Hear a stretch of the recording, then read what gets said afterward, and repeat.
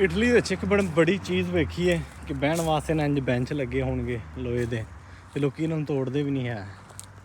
ਠੀਕ ਹੈ, ਬਹੁਤ ਸਾਰੀਆਂ ਸਹੂਲਤਾਂ ਜਿਹੜੀਆਂ ਬੱਚਿਆਂ ਦੇ ਖੇਡਣ ਵਾਸਤੇ ਨਾ, ਇੱਕ ਉਹ ਲੱਗੀ ਹੈ ਲਿਫਟ ਜੀ ਲੱਗੀ ਹੈ, ਉਹ ਵੀ ਬੱਚਿਆਂ ਦੇ ਖੇਡਣ ਵਾਸਤੇ। ਉਹ ਜਿਹੜਾ ਨਾ ਪੀਂਘਾਂ ਲੱਗੀਆਂ ਨੇ। ਠੀਕ ਹੈ, ਇੰਝ ਕਾਫੀ ਉਹ ਵੀ ਬੈਂਚ ਲੱਗਾ ਹੈ। ਖਾਲੀ ਸਹੂਲਤਾਂ ਜਿਹੜੀਆਂ ਨਾ, ਫਿਰ ਉਸ ਤੋਂ ਬਾਅਦ 'ਚ ਜਿਹੜਾ ਨਾ ਗੰਦ ਗੁੰਦ ਫੈਂਕਣ ਵਾਸਤੇ ਜਿਹੜਾ ਨਾ ਉਹ ਵੀ ਅਗਲਿਆਂ ਨੇ ਨਾ ਡਸਟਬੀਨ ਜਿਹੜੀ ਹੈ ਉਹ ਵੀ ਲਾਈ ਹੁੰਦੀ ਹੈ, ਹਰ ਜਗ੍ਹਾ ਲੱਗੀ ਹੁੰਦੀ ਹੈ। ਵੇਖੋ, ਕੋਈ ਵੀ ਤੁਸੀਂ ਚੀਜ਼ ਖਾਂਦੇ ਹੋ, ਗੰਦ ਕੋਈ ਕਚਰਾ ਵਗੈਰਾ ਇਹਦੇ ਵਿੱਚ ਸੁੱਟੋ।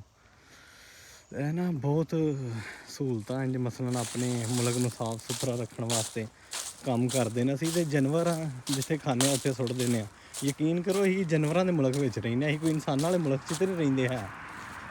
ਠੀਕ ਹੈ, ਪਹਿਲਾਂ ਮੈਂ ਵੀ ਤੁਹਾਡੇ 'ਚ ਸ਼ਾਮਲ ਸਾਂ, ਲੇਕਿਨ ਅੱਲਾ ਦਾ ਸ਼ੁਕਰ ਹੁਣ ਕੋਸ਼ਿਸ਼ ਕਰੀ ਦੀ ਹੈ ਕਿ ਯਾਰ ਜਿਹੜੀ ਚੀਜ਼ ਦਾ ਪਤਾ ਲੱਗਿਆ ਨਾ, ਕਿਉਂਕਿ ਇਸਲਾਮ ਦੇ ਵਿੱਚ ਸਫਾਈ ਜਿਹੜੀ ਨਾ ਬਹੁਤ ਪਸੰਦ ਕੀਤੀ ਗਈ ਹੈ।